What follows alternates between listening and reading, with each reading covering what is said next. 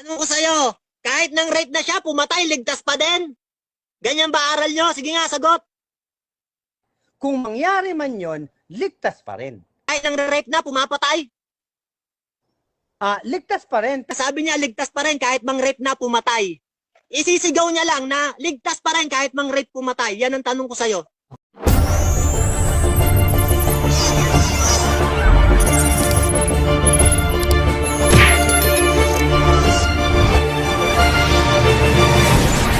Tanong ko sa'yo, kahit nang rape na siya, pumatay, ligtas pa din? Ganyan ba aral nyo? Sige nga, sagot. 10 seconds. Ang mga ligtas, pagka nag-isip ng ganyan, mayroong pipigil. Kung mangyari man yon, ligtas pa rin. Tanong ko sa'yo, pag ang tao ba na inaring ganap, na justify, pinawalang sala, nagkasala ng kasalanang sinasadya, tanong ko sa'yo, ligtas pa rin ba yun sa inyo? Kahit nang rape na, pumapatay? Ligtas pa rin. Pero yung pang-rape, ligtas pa rin. Pero yung pang-rape na sinasabi mo, yan ay hindi mangyayari. Pero pag nangyari yon, ligtas pa rin. So, hindi pwedeng... Objection, moderator. Ipapaklaro ko lang yung sagot niya. Sabi niya, ligtas pa rin kahit mang rape na, pumatay. Isisigaw niya lang na ligtas pa rin kahit mang rape, pumatay. Yan ang tanong ko sa'yo. Okay, Kasi yan ang sagot mo eh. Huwag mo nang baguhin. Ganito. Ito yung ang objection mo. Gusto mong klaruhin yung sagot niya. Pastor Alex, meron ka bang Ulitin counter? niya. Wait lang. Okay na. Gusto mo bang mag-counter objection, Pastor Alex, before ako hahatol? Hindi, sasagot ako. Okay. So dito, bro, pinapaklarify ulit ng ating nagtatanong. So, ligtas pa din ba daw? Okay, 10 seconds ang sagot ko dyan. Kasi medyo may nabago. Ano? Yung sinasabi niyang pang-rape, iyan ay meron kaming conviction. Sinasabi ko, kung mangyayari yan, ligtas pa rin Next kami. question. Kung mangyayari yan, ligtas pa rin kami. Yan, ibig sabihin ba, kahit yung buong Bible Baptist mang rape na pumatay, mga alun niya, lagi pa rin silang ligtas. Ganyan ba doktrina nyo? 10 seconds, okay. Yung sinasabi niya kasi, akusasyon na yun. Akusasyon na yun, ano? Pero pag Objection, moderator. Objection, moderator. Time stop, bro. Objection. Objection muna tayo. Okay. Sige, proceed, Sumagot bro. siya, sabi niya, ligtas pa rin kahit mang rape pumatay. Narinig yan ng maraming tao, kahit mang rape daw pumatay, kahit mga alo niya, ligtas pa rin. Tinanong ko siya ulit, kahit ba ang buong Bible Baptist mang rape pumatay, ligtas pa din? Ngayon, sabi niya, akusasyon daw. Tanong ng moderator. Kasama yan sa ano? Sa paksa. Inulit mo yung tanong mo, bro, plus meron kang kinarify pa doon. Wag Pastor mong Alex, babaguhin meron ang ka sagot bang... mo. Okay na, bro, Mario. Counter objection. Kasi mapuro lang utak ng kalaban ko. Sabi ko 10 seconds. Tapos Okay. sumagot ako, akusasyon na yan, di ba? Kasi pag makikitid ang utak ng kalaban ko, ganyan talaga reaction. Okay, so ganito. 10 seconds yung sinasagot dito since naputo si Pastor Alex. Tuloy ulit 10 seconds, bro. Okay, proceed, bro. 10 seconds yan. Akusasyon kasi yan na makikita ng utak kasi ang amo mo ay bakla. Si Soriano. Kasi pag bakla ang amo, ganyan talaga attitude. Objection, Your Honor. Next Sumagot question, siya bro. sa tanong. 10 seconds Hindi yun, yung bro. dadagdagan niya. Bro Mario, 10 seconds yun, bro. Kahit anong sabihin niya doon. Proceed ka Okay, lang sige. sa next question, bro. 10 seconds yung sinasagot niya. Proceed, bro. Mario, sa tanong. Okay. Tinatanggap mo, ito tanong ko sa'yo, tinatanggap mo na kahit pala mang rape pumatay, mga alun niya, kayong mga relihiyon ninyo, palagi pa ring ligtas. Yan bang kademonyohan na yan? Niyayakap mo na ba ngayon? Tanong ko sa'yo. 10 seconds yan. Proceed. Sinasabi ko nga, akusasyon yan, pag yan ay nangyari sa amin, ligtas pa rin kami. Pero ang tanong, gagawin ba namin yon? Kasi pagka makikitid ang utak na bakla ang amo, Next question. ganyan talaga 10 mga seconds. klase ng tanong. Next question. Yan. Yan, sige, ligtas pa rin kayo kahit mang rape pumatay. Ito, bago kong sagot, tanong. Sabi sa Roma ng 11 ng 22, masdan mo ang kabutihan at ang kabagsikan ng Diyos. At ang kabagsikan ng Diyos ay sa nangahulog.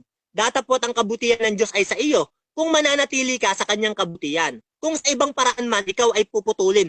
Tinatanggap mo ba na ang Diyos pumuputol sa mga masasama? No, sa panahon ngayon, sa kaligtasan. Ang kaligtasan na ibinigay niya sa amin ay walang hanggan. Yung pinuputol niya, iyon ay sa ibang panahon na kagaya kay Saul. Pinutol niya yon. In fact, baka sa impyerno napunta yon. I'm not exactly sure. Dito, iba ang salvation. Ito, tanong ko sa'yo. Ang kausap dito, ligtas. Roma 11:17. Sapagkat ang mga sangangay na ngabali at ikaw na isang ulibong ligaw ay naisanib sa kanila, ikaw ay nakabahagi sa ugat ng katabaan ng punong ulibo. Ligtas ang kausap dyan. Ngayon, tinatanggap mo ba na kahit ligtas na kausap, sabi ng Roma 11:22, ang Diyos pumuputol sa masasama? Tinatanggap mo ba na pinuputol niya ang mga nagpapakasama? Sagot. No, ang context niyan ay sa Israel. Hindi mo alam ang context. Yung context niyan ay sa Israel dahil hindi mo nga alam. Objection, Your Honor. Objection. Unahin natin. Mario, anong objection, bro? Yung tinatanong ko sa kanya, context nito sa hentil eh. Nakabahagi sa ugat ng katabaan yung mga hentil eh, naisanib sa puno. Pero sabi niya, sa Israel daw to. Okay. Malinaw to sa hentil. Okay, Tanong ko sa kanya, tinatanggap niya ba na ang Diyos pumuputol ng masama? Okay. So, ang objection mo patungkol dun sa pagpapaliwanag niya, patungkol sa Israelita ba yun? Clarify question. Okay na, bro, Mario. Pastor Alexander, objection. Brother Rasha, nagtanong siya ng yes or no. Sumagot ako ng no. Parang nanginginig na parang hindi niya naintindihan kasi makitid ang utak. Pakisabi na lang sa kanya na sumagot ako sa ano niya at lamunin na lang niya yung sagot. So again, dito mga kapatid, ang importante lang sa moderator ay yung pagpipilian. So sabi naman ni Pastor Alexander ay no daw. Ngayon, dito sa 20 seconds, pagpapaliwanag kahit para sa iyo, Brother Mario, ay mali. Pusid ba din yan?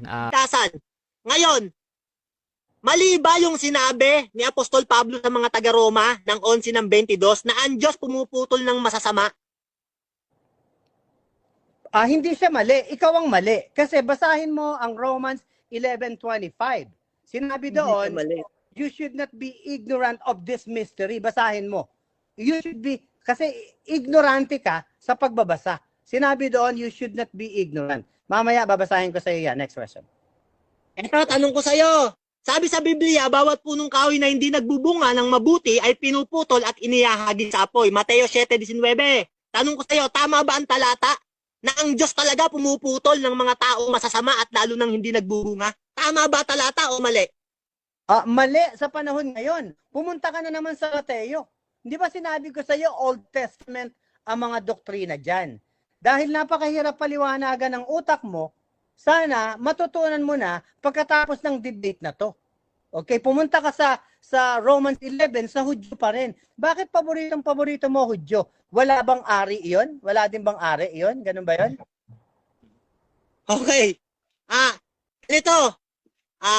Sabi sa Roma 2 ng 11, ang Diyos ay hindi nagtatangi ng tao. Yung sa unang Korinto ng 9 ng 20 hanggang 21, hinihikayat ni Pablo ang mga Hudyo pati hentil sa kautusan ni Kristo. Lahat para kay Kristo na. Pero sinasabi mo, dinedivide mo pa rin ang talata. Sino mas matalino sa inyo, yung mga apostol o ikaw na nagde-divide pa rin ng mga talata kahit ang Diyos ay hindi na nagtatangi ng tao? Sino matalino, ikaw o ang mga apostol? Mas matalino ako kaysa sa'yo. Mas matalino Objection, Your Honor. Objection. Yung sagot niya, categorical ang tanong ko, sino matalino? Yung mga apostol o siya? Kasi sagot niya, dinedivide niya mga Biblia. Sa Biblia, ang Diyos hindi na nagtatangi ng tao. Tinanong ko, sino matalino sa kanila at tama, apostol o siya? Okay. So again, ang pagpipilian dito, apostol or siya. Pastor Alex, may counter-objection ka ba doon? Malayo. Nangingisay na yata ito, hindi na makaintin, parang bumubula na bibig. Pinapili niya ako. Sino mas matalino? Ang apostol o ako daw? Sabi ko ako. Okay. Ako. Pumili ako. Okay, so ganito. Malinaw naman yung sagot. Si ako daw. 20 seconds again, Pastor Alex. Proceed, bro. Ako, kung ikukumpara ko sa'yo, napaka-low level mo. Mamaya, tatanungin kita ng mga justification, propitiation, titingnan natin kung nasaan ang talino mo. Parang lumalabas kasi dito, mas matalino ka eh. Ilalabas ko ang knowledge mo sa vocabulary mamaya. Tanda mo yan ha? Next question. Next question. Ngayon, ito tanong ko sa'yo. Sabi ni Apostol Pablo sa Galatia ng 4 ng 11, ako'y natatakot tungkol sa inyo na baka sa anumang paraan, nagpapagal ako sa inyo ng walang kabuluhan. Sabi niya naman sa unang uwan, 1 ng 8, baka maiwala nyo yung aming pinagpagalan. Ngayon, tanong ko sa iyo, ano yung pinagpagalan na sinasabi ni Apostol Pablo na pwedeng maiwala ng mga mananampalatayang ligtas? Reward. Yung reward sa langit. Kasi maja-justify kami doon sa service na ginawa namin. I-justify kami doon sa reward na ibibigay sa amin sa judgment seat of Christ. Kaya ako ay naglilingkod ngayon, nagbubulgar ng demonyo na kagaya mo. Next question. Okay, sabi mo, reward. Meron ka bang sitas na mababasa na yung pinagpagalan ay reward? Meron. Sa 1 Corinthians 3:14. O sige, basahin mo. Ang pinagpagalan ay reward, Okay, Brother Rasha. Okay, 26. Ikaw, I suggest, ang sagot ko, ikaw ang bumasa, ikaw ang may time. 1 Corinthians 3:14. Okay, sige. Yan 6:27. Ito sabi, dito kukunin tanong ko sa'yo. Magsigawa kayo hindi dahil sa pagkaing napapanis, kundi dahil sa pagkaing tumatagal, sa buhay na walang hanggan, na ibibigay sa inyo ng anak ng tao sapagkat siyang tinatakan ng Ama sa makatuwid bagay ang Diyos. Yung pinagpagalan ng mga apostol na buhay na walang hanggan at hindi gawa, sabi to, mismo ni Kristo. Ang pinagpagalan, buhay na walang hanggan. Sabi mo, gawa. Sino mas matalino sa inyo, si Kristo o ikaw? Ako. Ang tanong niya ay, sino mas matalino? Si Kristo o ako? Sabi ko, ako. Okay. Sumagot ako ng categorical. Okay, Guys, so again, ang importante lang naman sa akin yung pagsagot niya ng categorical ako. Doon sa pagpapaliwanag, bahala si Pastor Alexander doon, i-rebat mo na lang mamaya kung mali. Pastor Alexander, next yung question. ako. Wait lang, 20 seconds pa to kay Pastor. Proceed. Ako ang mas matalino kumpara sa iyo kasi napaka ng low level ang utak mo. Ang sinusunod kong Kristo ay nasa epistles of Paul. Ang sinusunod mo yung nandoon sa old part ng Old Testament nung buhay pa siya. So sino ngayon ang mas matalino Next sa question. atin? Sabi sa John 6:27, magpagal kayo, hindi ayon sa pagkaing napapanis, kundi sa buhay na walang hanggan. Ngayon, ayun yung pinagpapagalan ng mga apostol, yung kaligtasan. Pero sabi mo, works yon. Kaya tinatanong kita, sino ang tama sa inyo? Si Kristo ba o ikaw pa rin? Ako ang tama under Apostle Paul. Kasi hindi mo narinig, nung panahon na binabasa mo, ang tinawag dyan ay for the Jews. Sa mga Hudyo lang. Okay, so dyan nagtatapos ang 15 minutes na cross mga kapatid. At dako tayo sa rebuttal ng ating negative. Pero bago yan, shoutout muna kay Pastor Iggy Boy, Kilat, out of context lahat, versikulo ni Mario. Shoutout din kay Jerwin Andaya, ikaw ang matalino Mario. Reggie de la Cruz, hindi pa apostol si Pablo dyan. Parehas lang ang linatituhan ni Pablo at ng mga naunang apostol. Shoutout din kay Jeramil Amlon. And so all Israel shall be saved, as it is written, there shall come out of Zion the deliverer, and shall turn away ungodliness from Jacob. At okay, dako tayo sa rebuttal. Brother Mario, your time start now. Yan. Sabi niya, sumagot daw ako na ang pinagbabatihan ko raw, pinagmamasturbatean ko daw yung mga manikin. Alam niya mga kapatid, kaya ganun ang sagot ko sa kanya. Kasi kamangmangan yung kanyang tanong. Kaya sabi ng Kawikaan ng 26:4, sagutin mo ang mangmang ayon sa kanyang pagkamangmang. Wag mong sagutin ang mangmang ayon Si sa kanyang Robin pagkamangmang Padilla at ay baka isang ikaw ay maging gaya rin niya. Kaya ginawa ko, sinagot ko siya ng mga putulang ulo, sinagot ko siya ng mga walang ari. Kasi yung tanong niya, kamangmangan mga kapatid. Nakita niyo mga kapatid, ang kasamaan ng utak nitong pastor na to? Ang laman ng utak, puro pagmamasturbate. Tapos pinapalaman niya yung bibig ko na sinabi ko raw na maraming beses daw ako iniligtas ni Kristo. Yan kapatid, kasamaan ang ginagawa nitong pastor na to. Yung hindi ko sinabi, inilalagay niya sa bibig ko. Ganyan ang mga demonyo, ang mga pastor ng demonyo mga kapatid. Sabi niya pa kakaiba daw ako kasi pinagmamasturbatean ko daw. Wala daw ulo, walang are. Alam mo kapatid, kaya ganyan sinagot ko sa'yo. Kasi yung tanong mo walang kwenta. Puro kalibugan, kamangmangan. Kaya sabi sa'yo ng Efeso ng 4:19 na sila sa di pagkaramdam ng kahihiyan ay napahikayat sa kalibugan. Yan pastor, napakalibog ng utak mo. Pastor ka pero puro masturbate naman ng utak mo. Yan ba ang ipanggigiba mo sa katotohanan na sinasabi mo? Dala-dala mo katotohanan pero dala mo kalibugan. Yan, kung makikinig kayo sa ganyang pastor mga kapatid, maliligaw kayo. Tinanong ko siya kanina, sabi niya, kahit pumatay mang rape, ligtas pa din. Grabe doktrina nyo. Pasasamain nyo ang mundo. Pag kayo nagturo at nangaral, kahit mang rape pumatay, ligtas pa rin.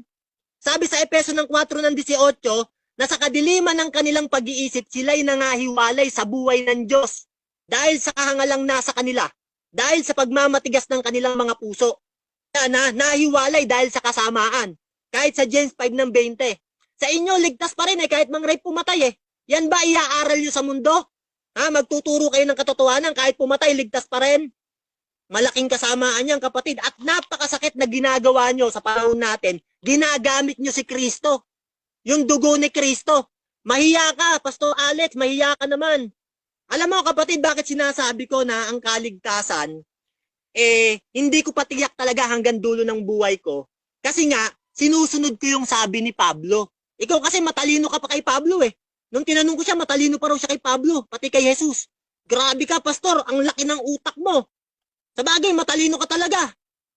Napakayaman mo Kaya sabi ng Biblia sa Kawikaan ang mayaman ay pantas sa ganang kanyang sarili.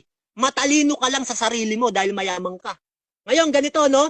Sabi sa Santiago ng 4:13 hanggang 16, pupunta kami ng ganoon, sabi nung mga nagsasalita doon, mangangalakal kami 1 taon. Sabi ni Apostol Pablo, Santiago ng 4:14, kayo nga hindi nakakaalam ng araw ng bukas.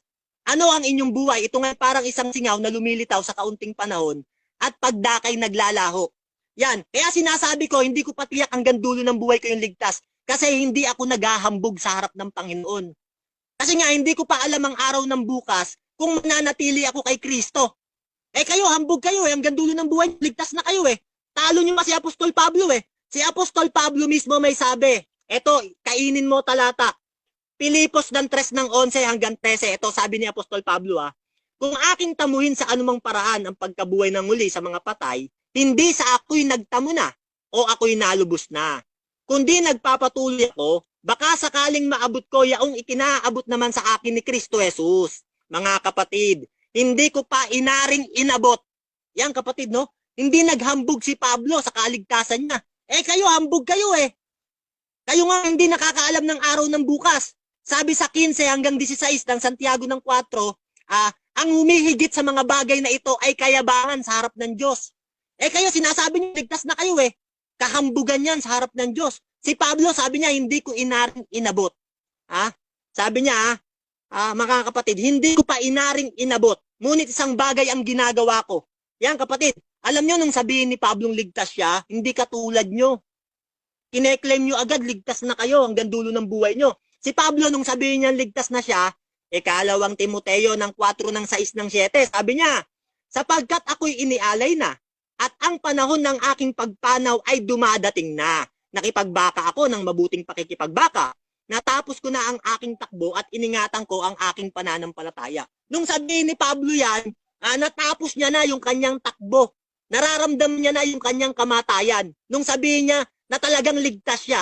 Talo niyo pa si Pablo kayong mga osas Pinapangakuan niyo mga tao, ligtas na. Baka pag dumating sa kamatayan niya at pupunta yan ng impyerno, wala kayong maisagot sa kabilang buhay. Kasamaan niyang ginagawa niyo pinangungunahan niyo Diyos. Sabi ng Biblia, kayo ngang hindi nakakaalam ng araw ng bukas. Buruin mo kahit pumatay ka, pastor, ligtas ka pa rin. Ako, sinagot kita ng kamangmangan. Sabi ko, sige, pinagbabatihan ko, putulang ulo. Kasi mangmang yung tanong mo Sabi ng unang Korinto ng 14:38, naiintindihan kita, pastor. Kasi sabi, ang mangmang ay manatiling mangmang sa kanyang kamangmangan. Kaya ikaw nananatili kang mangmang Kaya yung aral mo, pang kamangmangan Ikaw pa nagsasabi, gigibain mo mga aral. Ang dala mong aral, kalibugan. Kung tawagin ka nga ng mga nagko-comment, Pastor Jacol Anong aral ang itatayo mo? Kung kilala kang Pastor Jacol, kasamaan yung ginagawa mo Nagkakalat ka ng masturbate dito sa debate kay Rasa. Lahat ng nakalaban mo, puro masturbate Ang dilim ng utak mo, pastor, napakasama. Yan ba sinasabi mong totoo ang baptist? Nakakahiya ka sa ibang baptist Alam mo kung maririnig ka ng ibang mga pastor, itatakwil ka Titus 3:10. Ang may maling pananampalataya, isa o dalawa na pagsabihan mo, itakwil mo na. Eh, ginagawa mo, puro pagjajakol eh. Piruin mo, ipopost to sa YouTube, tapos ang salita mo, puro kasamaan. Sabi ng Biblia, wag lumabas ang mahalay sa inyong bibig. Piruin mo, kami na nangangaral, ginagamit mo pa para lumabas yung mahalay sa aming bibig. Demonyo ka eh. Yan ang totoo eh. Ginagamit mo kami para yung kahalayan din lumabas sa aming bibig. Ikaw ang ginagamit ni Satanas, pastor, hindi para gumiba ng maling aral. Ginagamit ka para lalong magkalat ng maling aral. Pinagkakasala mo mga reliyon eh. Biruin mo, pastor, tatanungin mo, masturbate. Lahat ng nakalaban mo, pinagtatanong mo, masturbate. Puro pagdijakol. Yan ba sinasabi niyong nasa tama kayo? Mga osas. Tapos ang kaligtasan nyo, kahit gumawa ng masama, ligtas pa rin. Malaking na demonyo ang ginagawa nyo sa lupa. Marami kayong ililigaw eh. Kahit tanungin mo ako, pahiyain mo ako sa mga tanong, alam mo yung ginagawa mong pagtuturo, ha? Makikita ng mga tao tong video na to, malaking kasamaan. Biruin mo, ikakalat mo yung aral ng osas, ligtas pa rin. Sabi mo, kahit mang-rape, pumatay. Kahit magnakaw, ligtas pa rin. Grabe kasamaan yung ginagawa mo. Tapos gagamitin mo yung justify, yung pinawalang sala. Bakit? Nung ipawalang sala ba ang tao, hindi na ba siya magkakasala? Ha, kapatid? Sa Biblia, merong nagpuna sa paa ng Panginoon. Yan. Nung punasan ng paa ng Panginoon ng kanyang buhok at tinuluan ng kanyang luha, pinatawad yun ng Panginoon. Pero nung patawarin yun ng Panginoon, sabi niya, si Kristo mismo may sabi niya, humayo ka at huwag ka nang magkasala. Bakit sinabi ni Kristo yun? Kasi pwede pang magkasala kahit pinawalang sala at na-justify. Yan kapatid, no? Sa inyo kasi, sa aral ninyo, pag nanampalataya, justify na, ligtas na, pinawalang sala na, itinuring ng matuwid dahil sa pananampalataya. Sa Biblia, kapatid, meron pang sinasabing kailangan maging ganap ang kanyang pananampalataya. Ano ang nagpapaganap sa pananampalataya? Yang mga Kristiyano, tinuruan niya ng mga apostol, hindi kagaya nyo, faith lang ligtas na. Tinuruan niya maging ganap sa harap ng Diyos. Kolosas ng 1:28, ganito ang ating mababasa.